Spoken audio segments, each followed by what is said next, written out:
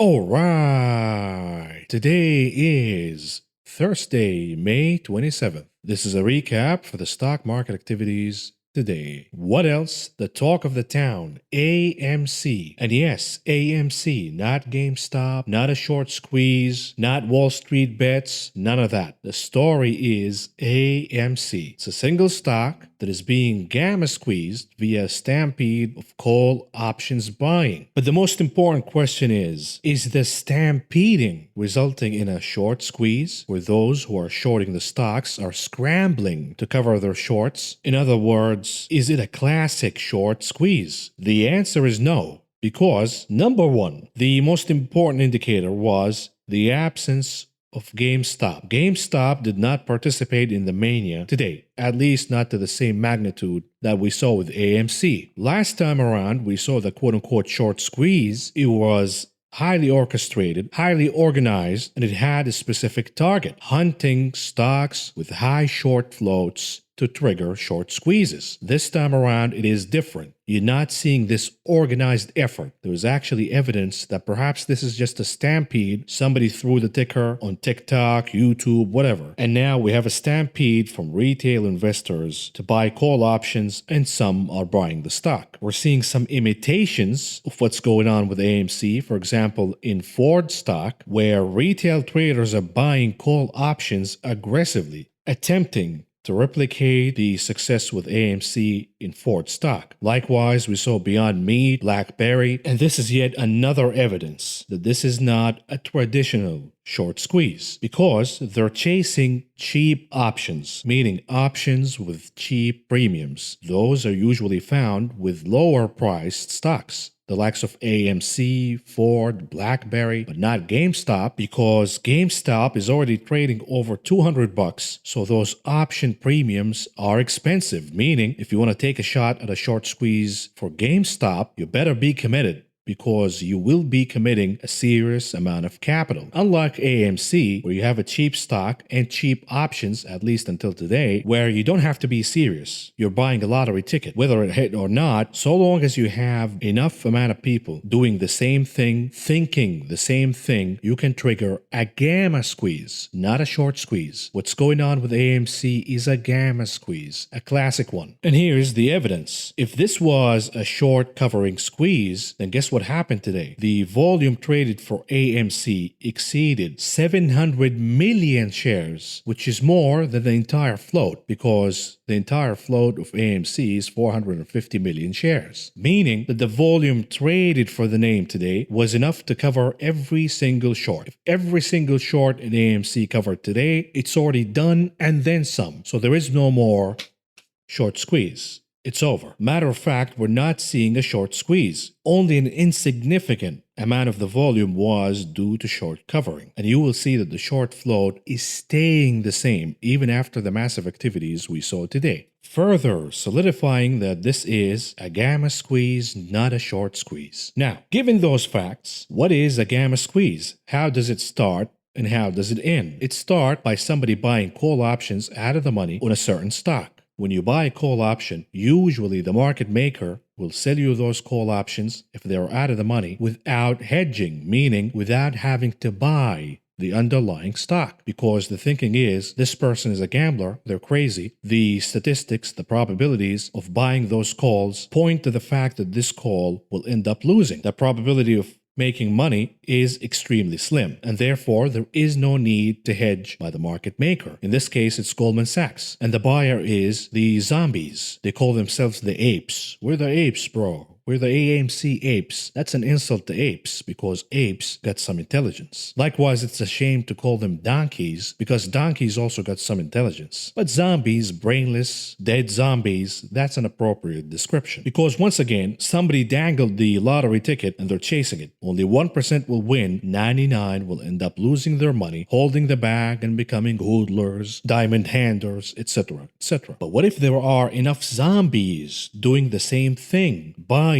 out of the money call options, in this case for AMC, aggressively? Now the market maker is thinking, wait a minute, there is something going on here, and I better hedge when I sell those calls. And therefore, when you buy a call option, you're saying to the market maker, hey, I'm interested in buying one contract for AMC, out of the money calls. The market maker will say, all right, something is going on here. So as a hedge, before I sell this buffoon the call option that he wants, I'm going to buy the stock as a hedge and then sell them those options. Meaning that every call option bought is triggering buying of the underlying stock by market makers, in this case, Goldman Sachs. And this is the juicier part of a gamma squeeze. This is the part where you want to be in the stock, because pretty much every single call bought is triggering buying activities of the underlying stock by the market maker. And therefore, the shares go higher and higher, and your calls appreciate in value. But what happens when the mania gets out of hand? For example, what's going on today? On Monday, somebody started triggering this gamma squeeze, and we saw market makers buying the stock on Monday. As the call buying activities snowball in volume, and it becomes a phenomena, and now everybody wants to jump and hop on the trade because they have FOMO. They saw AMC riding 20%, then another 20% in a single day, and today almost 40% at the highs of the day. That triggers lots of FOMO, and that triggers lots and lots of call options buying, in addition of buying the stock via margin, which is extremely dangerous. And we will get to that point in a little bit. But let's go back to the gamma squeeze. What happens when the volume goes out of whack to the point where it exceeds the entire available float? Remember, the Wall Street bets crowd, the Robin Hoodiots and the likes, continue to say, well, don't blame us, blame the hedge funds, because they shorted more than the available float. This is back during the first short squeeze in GameStop. Well, guess what? You're doing the same mistake. You're buying more than the available float. You're doing the exact inverse of the mistake that hedge funds did in GameStop. Because what will happen is the following. At some point, the market maker has accumulated enough shares of the stock, more than they need. They exceeded what they need to hedge. So what happens is, from this point on, every call bought, the market maker will not have to buy the underlying stock to sell those calls, because they already own the stock. So what happens is, they sell what it's known as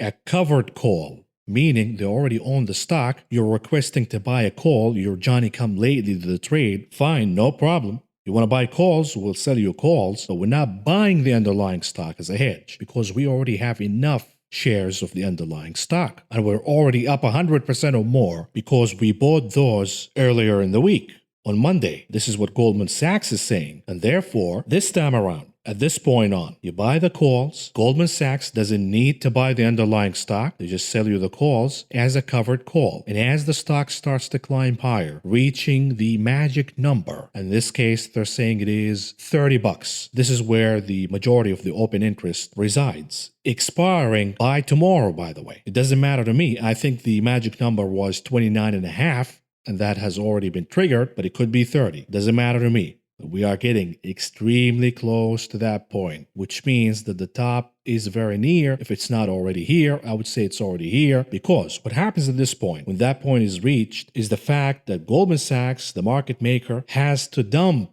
the shares. Because remember, when you sell covered calls and the stock exceeds that strike price by expiration date, you're going to have to deliver those shares. You're going to have to sell them, meaning that at that point, every single call bought triggers selling of the stock, not buying of the stock by the market maker. This is the point when the tides turn. The buying pressure gets dwarfed by the selling pressure, and the gamma squeeze ends. And who ends up the winner, by the way? The early entrants to the trade who managed to close their call options, the paper handlers, the ones who actually make money, not the hoodlers and the diamond handlers, and also Goldman Sachs, aka the market maker, because they bought the underlying stock on Monday and they're going to sell it tomorrow for a massive profit. So this whole thing about sticking it to the suit and Wall Street, bro, we're crushing Wall Street, really? Now, another way a gamma squeeze might end is the following. What triggered the gamma squeeze to begin with? What incentivized the mania? The cheap options premiums. For AMC, you could buy those for a few cents. Not anymore. Call options for AMC are extremely expensive now, and that will trim and eat away from the core of the motivation behind triggering the gamma squeeze, because as these option premiums become more expensive, less and less people could afford to buy them and participate in the mania, and that marks a top. Now, let's circle back to the margin call point because not everything happened via derivatives, via call options buying. A lot of retail investors and traders were actually buying the stock and using a lot of margin. They're borrowing money from Robinhood and their brokers to buy the shares of AMC, which is extremely dangerous, but they're doing it anyways. What happens if the stock crashes tomorrow, down 20, 30% or more? All of a sudden, you're going to see margin calls hitting all of these accounts that bought AMC on margin. When these margin calls hit, they're going to have to liquidate the underlying assets in that account. They're going to start with AMC, and that will accelerate the pain in the name, but it will also spill over to other names that are popular with retail traders. And it could, matter of fact, spill over all the way to the entire market. You're going to have to liquidate other positions, whether those in cryptos or stocks. And therefore, this type of mania is extremely dangerous to the market as a whole, because when margin calls get triggered, and that could happen as soon as tomorrow, we could see the pain spilling over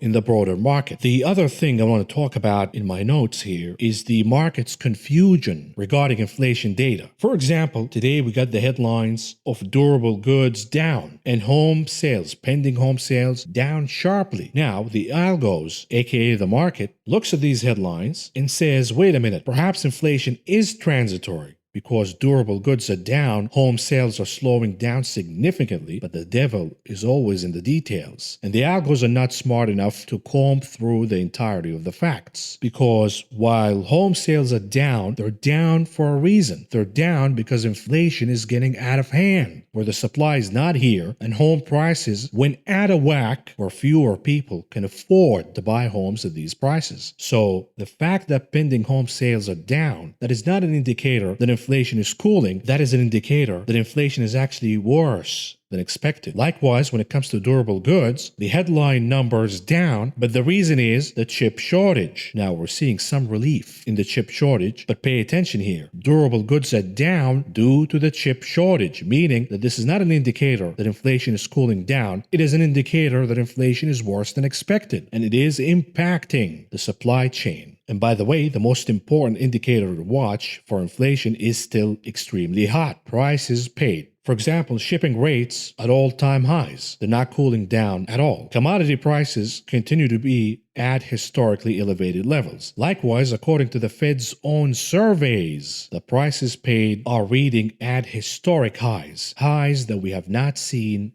for decades. Matter of fact, since the 1970s. The great inflation. So once again, the market is extremely confused by reading these data. The headline number says one thing, but the details say another. Therefore, tomorrow will be an extremely important day because we will get pure inflation data. We will get a slew of inflation numbers. Those will help the market to have more clarity. Is inflation transitory or not transitory? And of course, the big kahuna is coming next week, the big jobs report. But until then, expect the market to be extremely confused. With that being said, let's move on by covering the market performance. And here we go. The Dow Industrial Average closing in the green by 138.83 points, or a gain of 0.40%. The Nasdaq down by 1.72 points, or a decline of 0.01%. Pretty much at the flat line for the Nasdaq. What about the S&P 500? Slightly higher by 4.52 points, or a gain of 0.11%. What about the sector's performance today? Here comes the comeback for the inflationary trade because at number 1, capturing the gold medal, materials. At number 2 for the silver, industrials. At number 3 for the bronze, financials. Meanwhile, the laggards of the day, led by utilities, defensives, and technology. Now, understand that the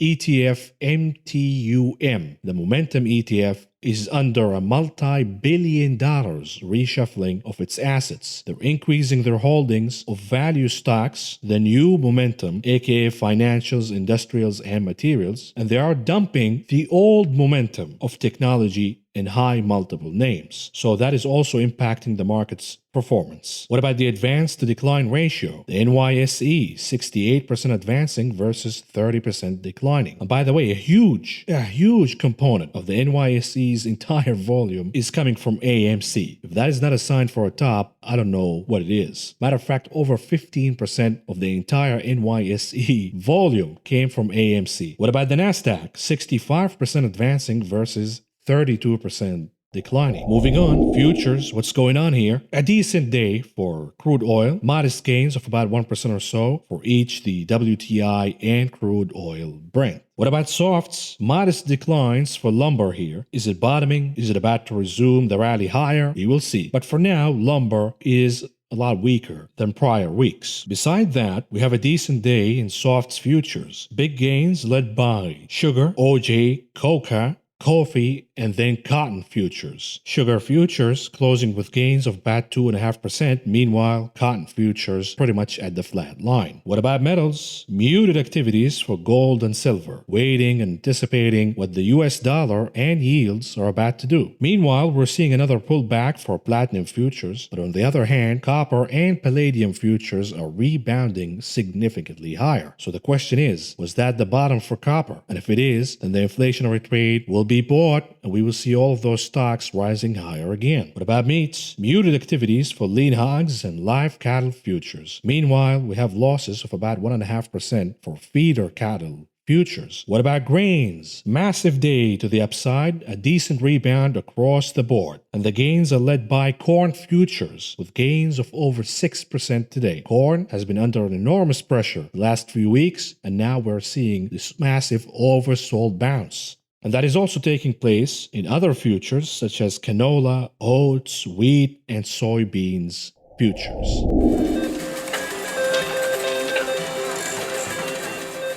Moving on to the big casino, the options market. What's going on here? Again, the story of the day, AMC, with an enormous, historic options volume. Remember, when we talk about over 2.5 million options contract traded for the name today. That is an equivalent of over 250 million shares of AMC stock traded via options. And in this case, about 58% of those were calls. You're starting to see the put to call ratio accelerating higher, meaning we're seeing more put options buying. This is yet another indicator that we are pretty much extremely close to a top, and the top, matter of fact, could be today. It could have already happened today. And here is the second hottest table in the casino today, Ford, with about 1.2 million contracts traded today for the name. About 78% of those were calls. But notice the IV rank. The IV rank for Ford is a lot lower than AMC. So even if Ford pulls back, you could see a downward move of about 5, 6, 7, 8%. But the pullback in AMC will be more extreme, in the double digits territory. And by the way, I'm a share owner of Ford.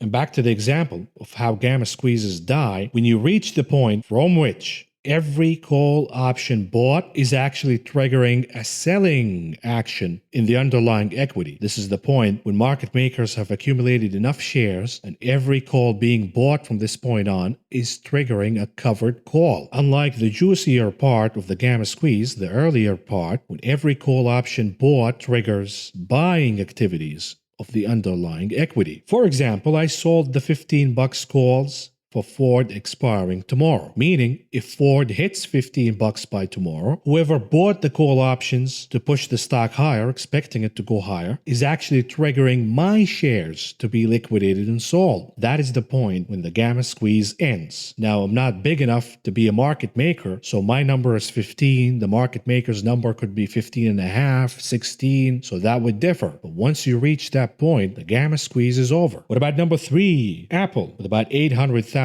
contracts. About 70% of those were calls. We are still seeing this imitation. A lot of other traders are trying to replicate the move from AMC and other stocks. Other cheap stocks, the likes of BlackBerry, Palantir, rocket companies, all of these stocks are very cheap, the price, not the valuation, and therefore the option premiums are also cheap. That is, by the way, another factor that could hurt AMC, because as the premiums for AMC continue to climb higher and higher at a whack, other traders who have FOMO and missed the move in AMC will say, wait a minute here. It is actually cheaper to try and replicate the same success of AMC in BlackBerry or Rocket, perhaps even Beyond Meat, rather than buy these extremely high options premiums in AMC, where the risk versus reward is not worth it for me anymore. Enough said. What about the unusual trades taking place in the options market today? And by the way, these are not my trades. These are not the trades that I have conducted, because we have some new subscribers who are confused or asking me about trades I showed in these tables the last few videos. Bro, what are you doing about that trade? I didn't even get into it. These are trades that took place in the options market today, not by me, but by other traders. So that is an important point to mention. What else? Here it is again, AMC. Let's stick to the first trade and the most important trade. They're buying the 27 puts expiring tomorrow, and they are expecting AMC to drop over 6%, and they paid about $2 a piece to enter this trade. All in all, bringing the total to about $11 million.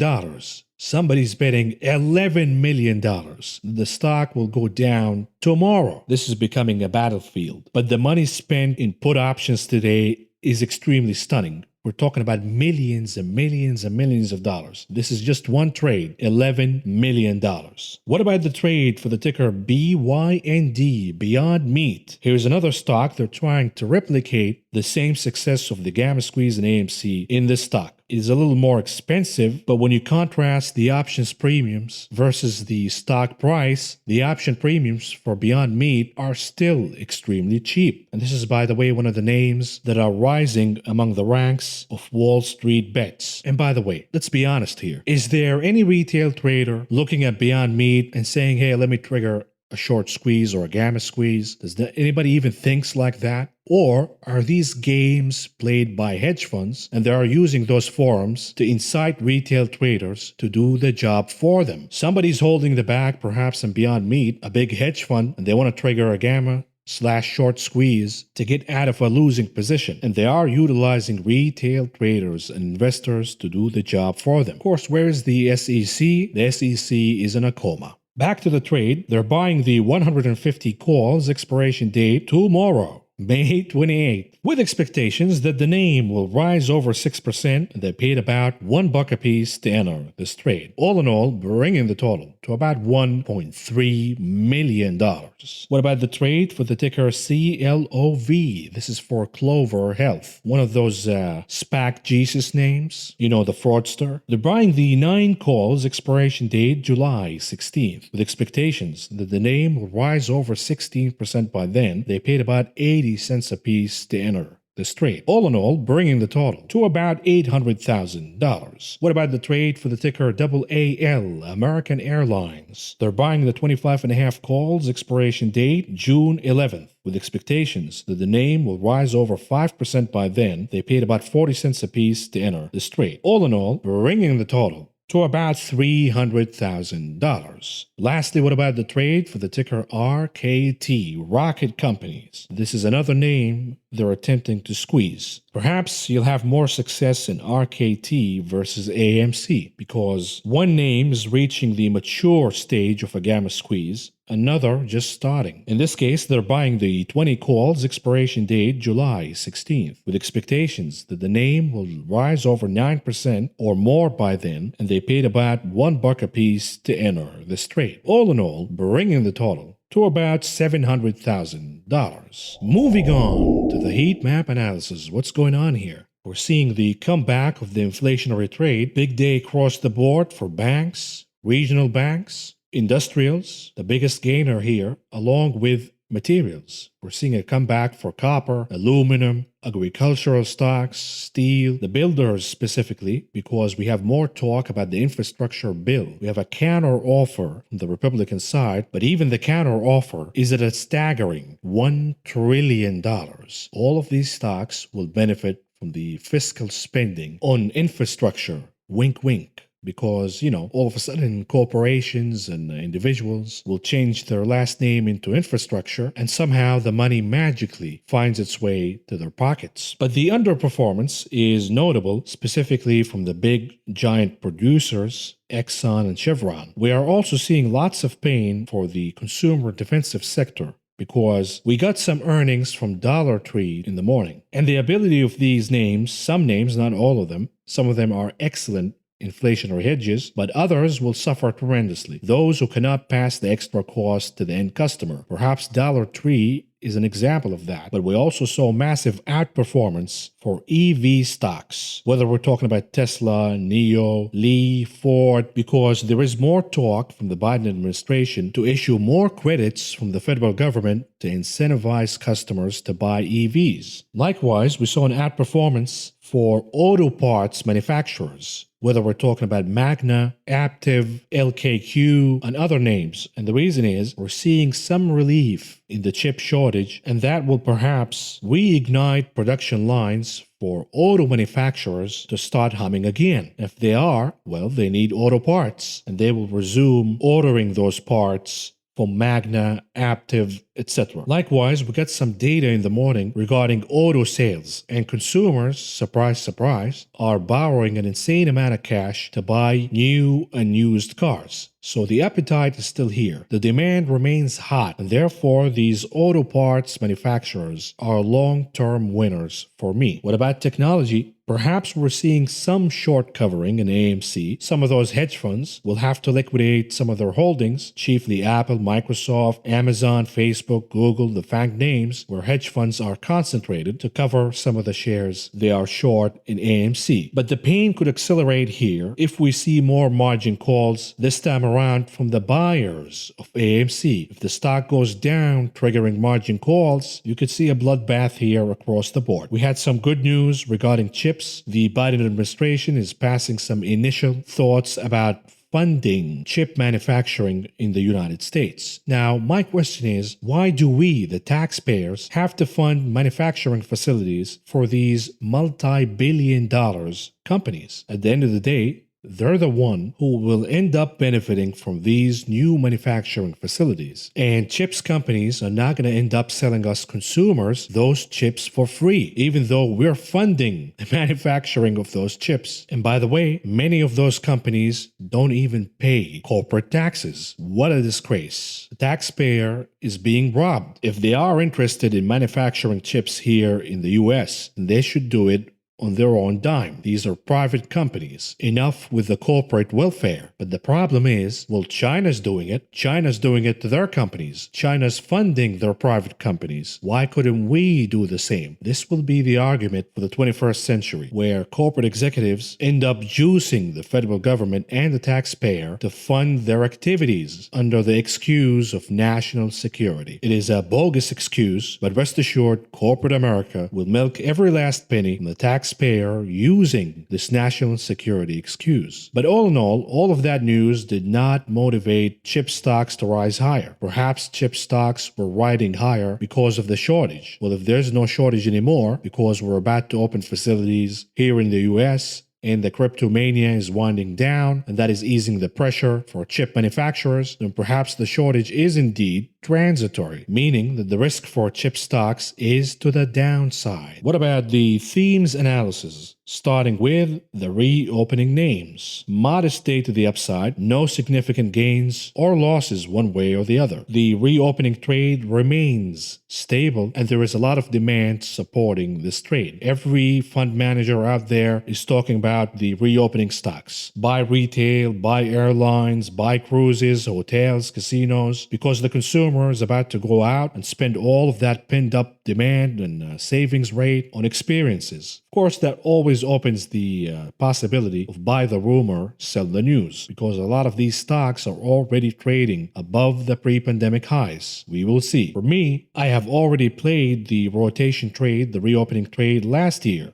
and I'm done with it. I have very few names from the reopening trade. I am concentrated and overweight the inflationary trade. Speaking of, here is the inflationary trade. We talked about a potential for a bottoming process. The question is, are we already there? Because certain names are already rebounding. For example, we talked about Alcoa, down massively the last few weeks. Yesterday, the name managed to score some gains, and we talked about the possibility of a bottoming process. Today, the name is riding higher by the tune of about 7%. And I asked the question, you've been waiting to buy the dip in Alcoa, but do you have what it takes to buy the dip when the stock is going down 5, 6, 7% to the downside every single day? That remains to be the question. And yes, it is not a significant dip, given the fact that the name is up significantly year to date. However, in my opinion, you're not going to get significant dips, down 20, 30% You're probably not going to get that because the appetite of buying the dip for these names remains extremely high. So down 10-15%, that is perhaps as good as it's going to get. But it all depends on the macroeconomics data. And we're about to receive some of those starting tomorrow. What about the disinflationary trade? The high multiple names and stocks that underperform under high inflation. Mixed picture across the board, some big losses, but also some big gains. The big gains are coming from DoorDash, Peloton, DocuSign. Perhaps the oversold bounces in these names are not over yet. But the big losses are coming from Okta and Dollar Tree. Both of these names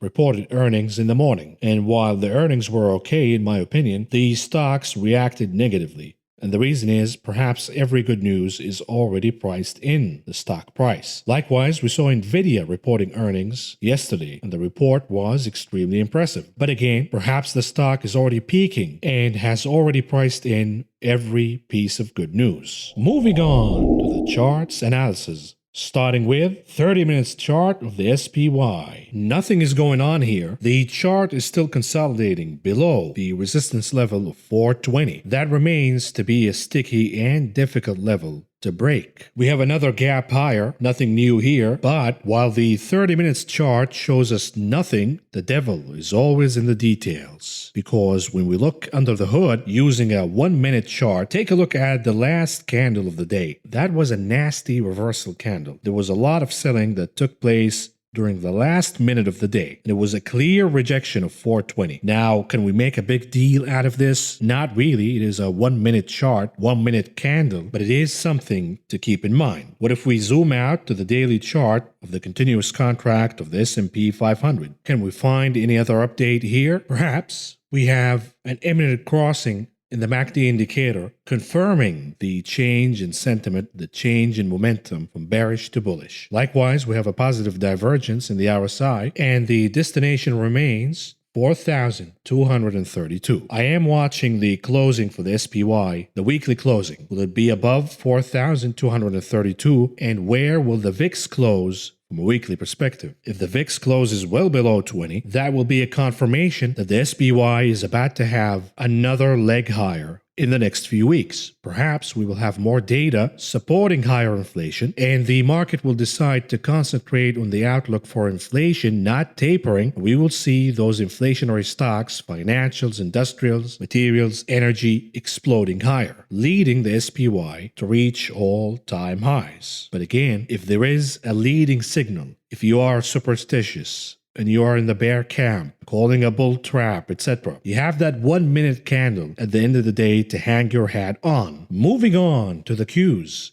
30 minutes chart. Is there anything going on here? Absolutely nothing. Consolidating around the gap of 235, up and down, nothing is going on here. Building that energy for the next move higher. And this is a visual illustration of the confusion in the market. The market is waiting for more clarity. Clarity is not going to come out of the Federal Reserve. They continue to say that we're not thinking about anything. They're just brain dead zombies. So the market has to wait for macroeconomics data. It has to process those data and make up its mind. And therefore, you're seeing this consolidation sideways, doing nothing for both the NASDAQ and the S&P 500. What about the daily chart, the continuous contract of the NASDAQ? The resistance level of 13,718, which happens to be the top of the reversal candle, remains a strong, sticky point of resistance. And the Qs, the NASDAQ, is struggling to break above that level. The battle is not over yet because the Qs did not give up any support level. If it starts to give up 13,600,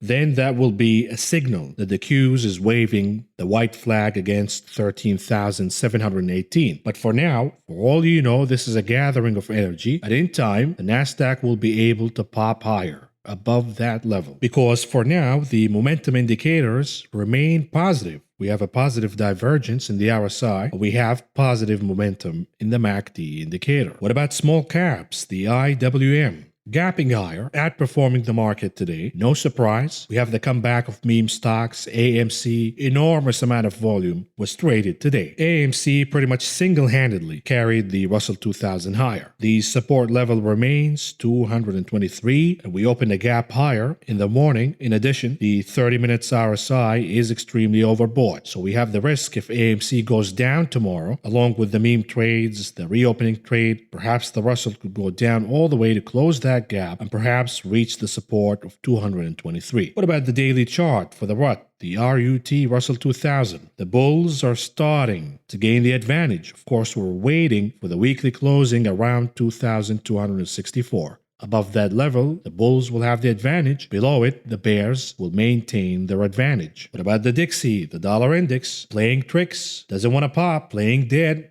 Everybody's assuming the dollar is dead, it's over. But watch out here for Tricky Dixie because it is gathering momentum for a while now, meaning if we see a pop in the US dollar, it will be a big one, taking us all the way to 91 and beyond. And this is the scenario I am calling for and anticipating. I will be wrong if the dollar index closes below 90 for the week, specifically if it is a decisive closing below 90. So tomorrow, once again, it is an important day for the US dollar. Moving on to gold, what's going on here? Once again, gold is getting overextended and exhausted, and we are expecting a pullback in gold. While the long-term charts, the weekly charts, are positive, bullish for gold, the short-term charts, the daily, are not so bullish. Yes, the momentum is strong behind gold and the sentiment is changing. More and more investors are buying gold as a hedge. Whether it is a hedge against inflation or a hedge against whatever, it doesn't matter. So long as market participants are looking at the wreckage of SPACs, cryptos, the mania stocks, they're finding some resort and comfort in the safety of gold. And if that continues, then the long-term outlook for gold remains positive. But from a technical perspective, in the short term, the chart is getting very extended. What about yields? We talked about the double bottom at the support level of 1.55 basis points.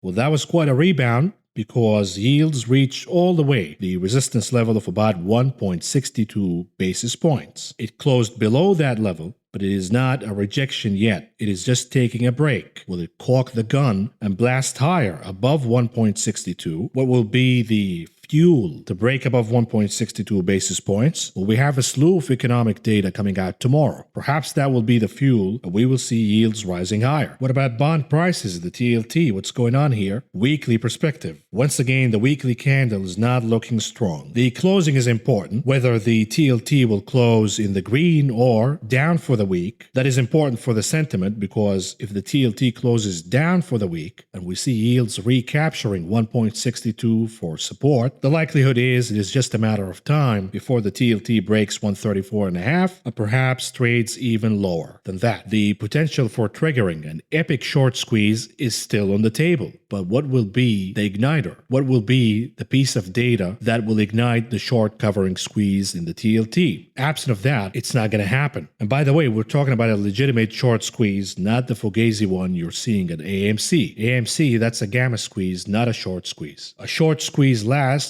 until shorts cover. On the other hand, a gamma squeeze is time limited because those options, those call options, are bounded by a certain expiration date. So short squeezes have better sustainability than gamma squeezes. Moving on to the VIX. The VIX is down again. I know a lot of analysts are talking about a bull trap. If it happens, this will be the ultimate bull trap because the VIX is collapsing and trading well below 20. I am watching the weekly closing. If we close at these levels for the week, that will be the green light for the SPY, the S&P 500, to reach all-time highs and start another leg higher. However, if the VIX manages to recover all the way to 20 or a little below that by tomorrow, the weekly candle, then that will keep the bull trap scenario on the table. Remember, we call Fridays Crush the VIX Fridays because it has been a consistent theme that the VIX loses on Friday. Because in a market bubble, the risk is to the upside, not the downside. In addition, we have a short trading week coming up because we have a holiday coming up here in the US. Generally, traders, market participants will be away, meaning the volume is expected. These are the expectations. The volume is expected to go down, and the path of least resistance is higher under low volume weeks. That is the assumption, but in my opinion,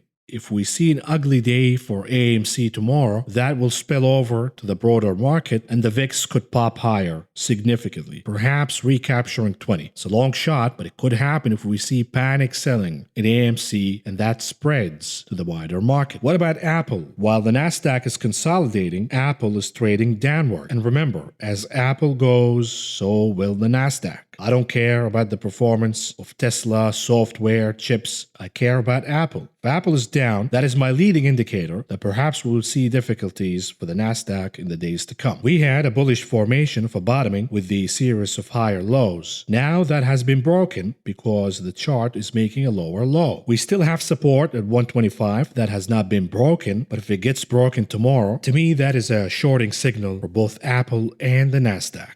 Moving on to the souffle. What's going on here? Good news. The chart managed to close above 629 by a hair. So I am waiting for the weekly closing. If Tesla closes above 629 for the week, meaning tomorrow, then the next destination will be 679. If we see a reversal tomorrow and Tesla closes below 629 decisively, that will be a shorting signal for me that perhaps there is more pain for Tesla and the mania names, ARK Invest, Peloton, DocuSign, etc. But for now, the daily charts are turning positive. So I am not ready to turn negative against this chart because it still looks bullish. What about the tulip market? You know, the crypto market, not cool anymore, not sexy anymore. Bitcoin and cryptos are for boomers, bro. Only boomers invest in tulips. AMC, meme stocks, that's the future, bro. Keep hopping like a grasshopper from one tulip to the other. Meme stocks, cryptos, SPACs, garbage, chasing the lottery ticket. What do I see here in BTC? There is a massive move coming in Bitcoin, because the selling pressure is over. So the assumption is the volume is starting to recede. You're seeing oversold conditions in the market, in the charts of BTC that is. So every indicator is saying Bitcoin will pop higher. But now there is a monkey wrench that got thrown in the mix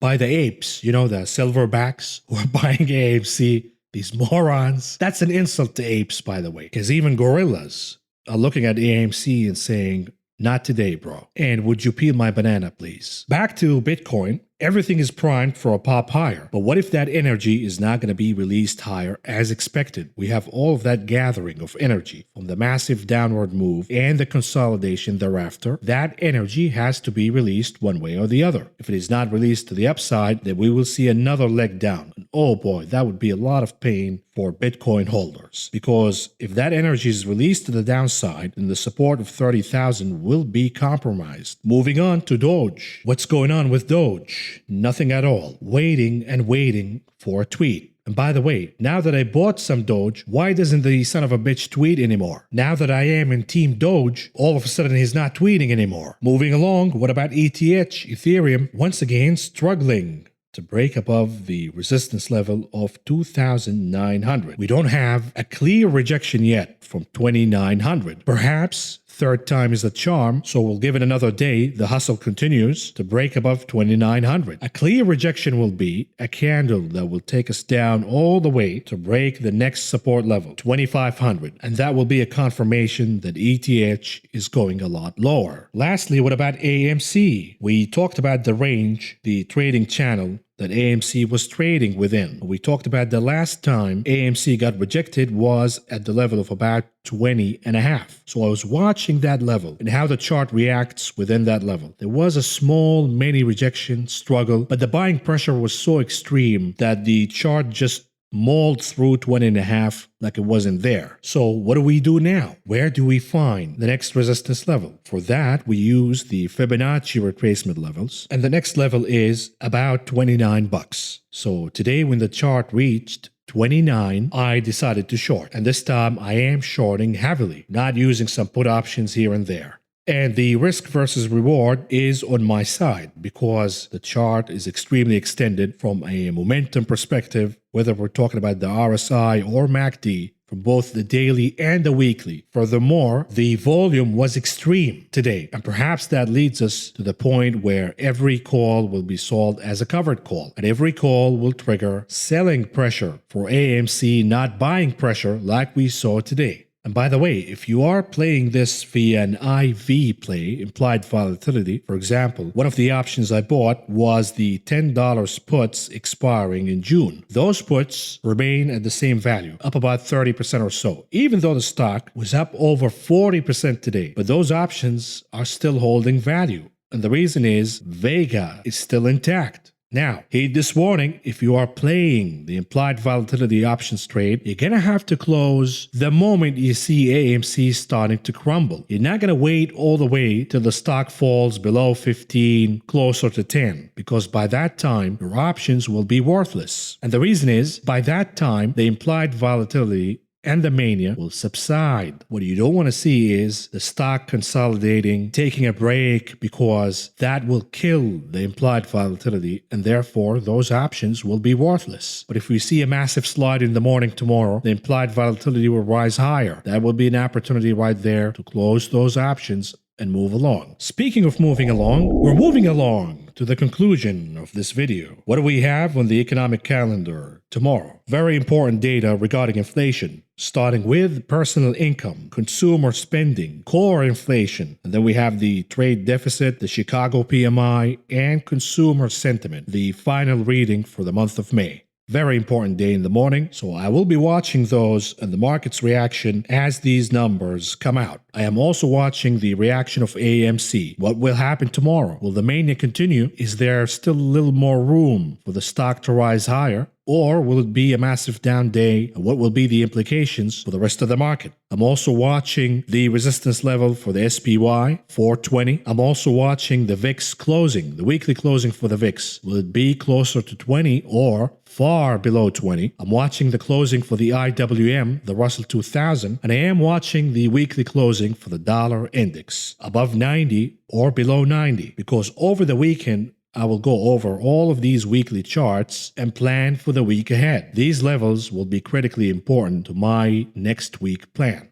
Lastly, I'll leave you with this. This is the bull to bear ratio, the RIDEX, and it is at all-time lows, the line in yellow. As the SPY trades at all-time highs, the RIDEX bull to bear ratio is reaching all-time lows. What does that mean? It means that everybody is bullish, and the bullish sentiment is reaching extremes. That in itself is not an indicator that the market will crash tomorrow or not, but it is an important indicator for us stock market investors and traders. Should we start opening new positions now when everybody's bullish to extreme levels, or should we wait for the sentiment to start to scramble and we see a little more fear in the market, because fear brings out opportunity? Lastly, what about the S&P 500 real earnings and dividend yield? The ratio is reaching all-time lows, meaning investing in the stock market is not worth it anymore. At these levels, real earnings combined with dividends yield to about nothing, nada, after inflation. Last time around, we saw this phenomena. It was back in 1999, preceding the dot-com crash. And the time before that, it was around the year 73. And the 70s were bad for the stock market because stagflation crippled the economy. Anyhow, we got an important day coming up tomorrow. But for now, that's all I got for you tonight, and I will talk to you again over the weekend.